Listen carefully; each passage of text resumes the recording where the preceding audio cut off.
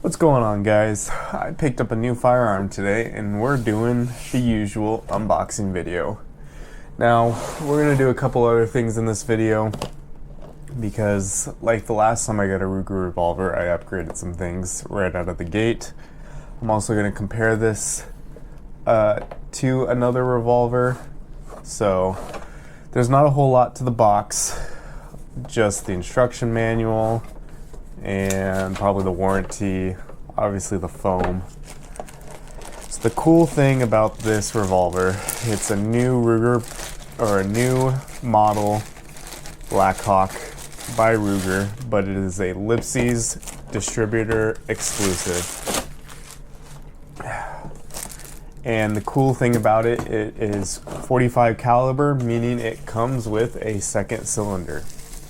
So you can either chamber 45 Colt, which this is what this cylinder is for, or 45 ACP, which is the whole reason why I wanted to get this. Now, when I was going through deciding what I wanted for a single action revolver, I wanted a 6-shooter. Okay. Now I wanted to keep it a little traditional with the 45 Colt, but 45 Colt is so dang expensive. And I was looking through Ruger's website on the Vaqueros and their Blackhawks and checking out all the models, and then I stumbled upon this guy. Now it was limited availability, but I was able to find one on Gunbroker for a decent price, new, not used. And going through the features, it is a 3¼ inch barrel. Like I said, it has the ability to switch between 45 ACP and 45 Colt. It's stainless steel. We got black laminated wood. The rear sight is adjustable, just like standard Blackhawks are. The other things with this is the sights are serrated and all blacked out, and that's what I'm gonna end up upgrading. Now, I was going to try to do a fiber optic. Now, I looked at High Vis and they said that their fiber optic sight for the Blackhawk doesn't fit the 45 caliber models. And now when I was reading some threads, that was being said because most of their 45 caliber models are not a pin sight, and this one is. So I should be able to put the fiber optic front sight on it because it's pinned, and I'll just punch out the old one, put the new ones on. But the other thing with this revolver, it is a bisley style grip, which is super nice because for a cowboy gun, I can actually fit my full hand on it. And what I wanted to compare that to was the original 3-screw Ruger Blackhawk. Now this one's in 357, so it is a tad smaller frame-wise, as you can see in the video. This one's just a little bit more beefier, and that's just because it's shooting the big 45 Colt round. So, but this has the traditional Colt single action army grip, and when I grip this thing, my pinky is kinda almost falling off, as you can see there. And you know, when I first picked up this Bisley model and I picked it up out of my hands, I was like, wow, this is actually really comfortable, and I can see why they made these adjustments back in the day for these target shooters. Now, when I was going through this, I was, obviously looking at the little details, making sure that the cylinders matched the serial number and all that. And there were a couple things that kind of not really upset me, but like, it's gonna take some work. Now, the ejection rod is a little, here, I'll bring it close to the mic. Sounds rough. And so what I'm gonna probably end up doing, and when I look inside there, I can see the machining marks. I'm probably gonna have to take some polish and take the plunger out and polish that out so it sounds better. Now the other thing that was Obviously, it's not really a knock because the barrel is much shorter, was the cylinder rod. If you notice, there's not really a whole lot sticking out right here for you to grab like this one. Like this one has something that you can actually grab with your fingers. This one, I have to use my nails to pull it out, so it is a little challenging to kind of get it out, but once you kind of get it going, it's, the cylinder falls right out. Now, because this is such a short barrel for a cowboy gun, the cylinder rod does not come off. Unlike this one, where if you were to pull the cylinder rod, it comes all the way out. And I don't know if that will be like a hindrance or what, but put that aside. I'll just do a quick cut. Okay, got that cylinder rod back in, but I don't know if that's going to be a hindrance or not, but it probably helps when you're changing between 45 Colt and 45 ACP, just so you don't lose the dang thing when you're switching between the cylinders. But I did also notice that it was a little stiff getting back in there. So let's see if I can show you guys me futzing around with this. Let's see, it's already having trouble. Let's see here. Push that button, and then I got it. All right, back to futzing around with this. Now, you gotta get this like lined up perfectly for this to work. And what I think I'll end up having to do also, that might make it a little easier, is when I take the plunger off to polish the area where that spring sits, I might just polish the cylinder rod as well. That might make it a little bit more easier, because obviously you can see I am struggling a little bit. And not being able to get your finger in right there makes it harder too. So you're just like hoping it will get in there. Come on. All right, I'm gonna do a cut and try to force this thing, well, not force it, but get this thing in here. And of course I got it it went in super smooth off camera, but finally got it. Now, the difference between the new model and the old model, which is commonly known as a 3-screw, this is designed exactly like the single action army in the way that the operation handled back then. So you actually get 1, 2, 3 clicks when you pull the hammer back. The firing pin sits forward when the hammer is down, and then you have to do the second click to release the cylinder in order to spin it. Now, that sounds really great. And there's that sound. Now for this one, all you have to do is just open the cylinder latch and it releases it.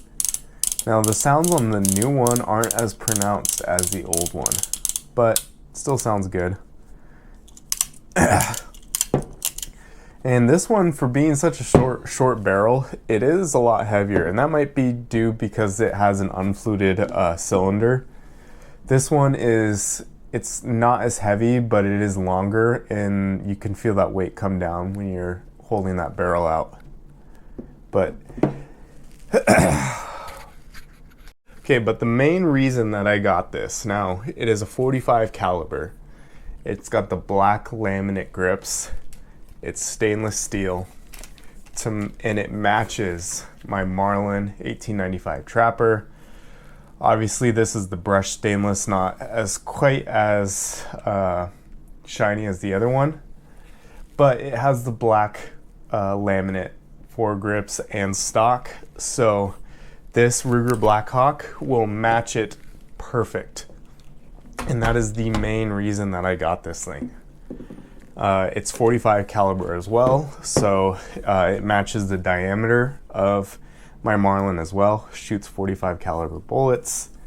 Yeah, that's the main reason. So it's a beautiful looking gun, and I'm actually glad I got it, and I can pretend that I can actually be a cowboy now, quote unquote.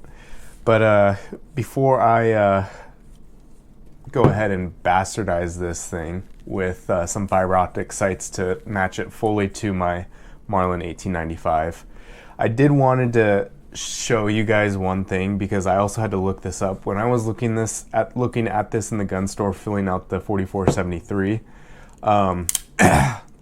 I noticed that my transfer bar was getting caught on my safety pin.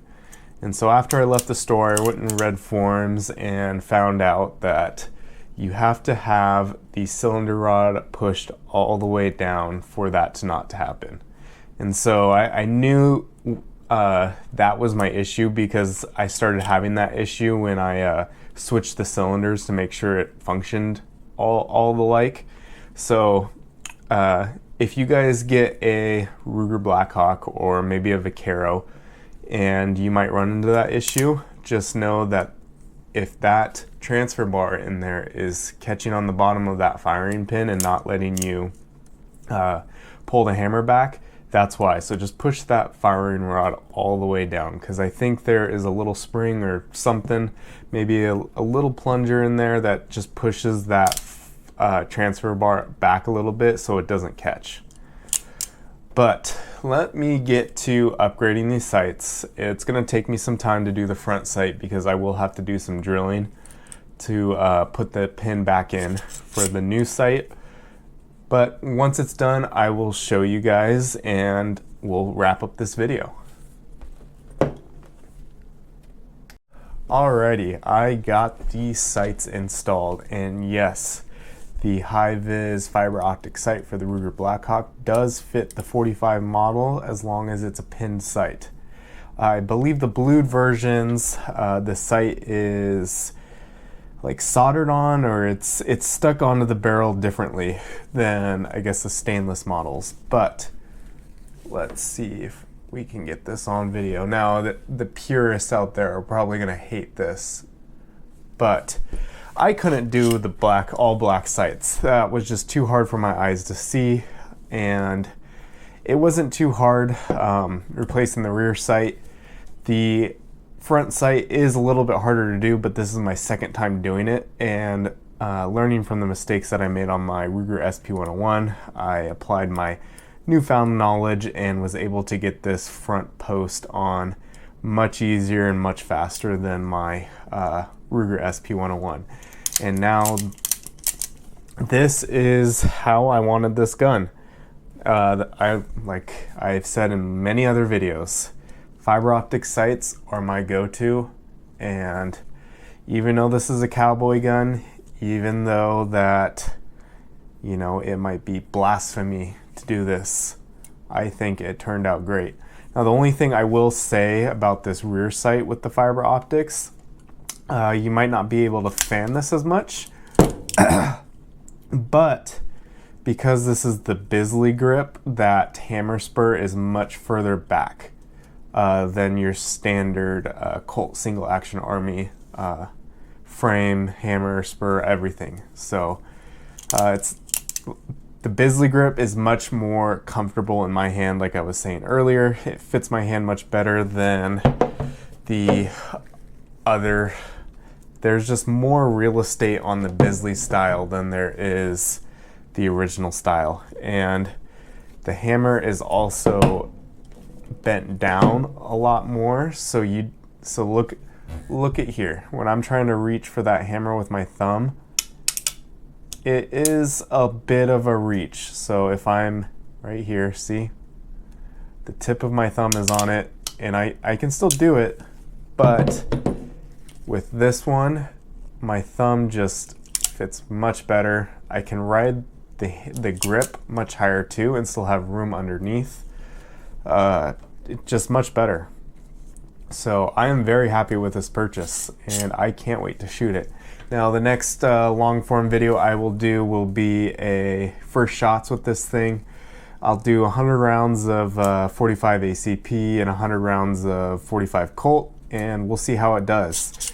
Now we'll probably be able to do some accuracy shots because we do have the target sights, and they're now easier for me to see too. So we might do some accuracy, but overall just you know, function, see how it does. But yeah, it's a beautiful looking firearm. The only thing left that I will probably do to this will probably polish the internals, just make everything run a lot smoother. There might be a time where I replace the hammer spring and make it a little bit lighter to run, but that's a issue for down the road. I want to see how this does just as is. And you know, I might even polish the body at some point, but we're just gonna keep this looking the way it is with the new sights on there, the black laminate panel, wood panel grips. This is just a beautiful gun, and I am glad that I was able to find one and get it shipped to my local FFL. So that's the video, guys. Thank you for watching. I always appreciate you. Hope you enjoy this unboxing, upgrade, video, comparison, whatever you want. You know, comparing it to the original 3-screw Ruger Blackhawk, and then also showing you next to my Marlin 1895 Trapper. This is going to be that perfect pair. Even though it's not the same caliber, it's still a 45 caliber gun. I think it's close enough. So let me know what you guys think of the gun, and tell me, do you not like the fiber optic sights, or are you a fan of them? Because I sure like them. I think they look great. So thanks, guys. Until next time, peace.